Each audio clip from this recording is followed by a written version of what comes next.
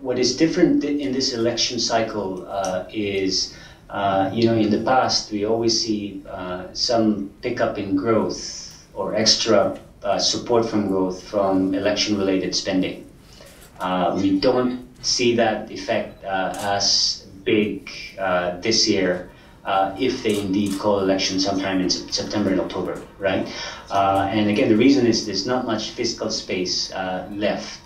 They've had a large fiscal deficit in Q1, so if anything, the deficit will have to contract throughout the rest of the year. But as I said before, that's something they can afford to do because the economy is doing so well and it's being driven by the other factors, in particular exports, right?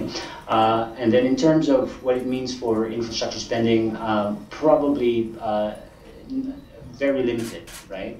Because a lot of these projects have already been earmarked, and sort of the budgeting from that have been on a sort of a multi-year process, right? So I think where things could be reduced is more on the sort of the operating expenditure side, but not so much on development expenditures.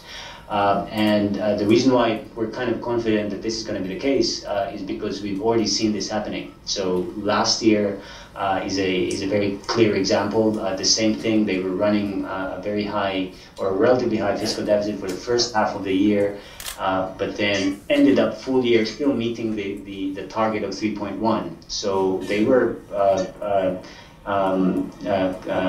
reducing the fiscal deficit in a big way in the second half.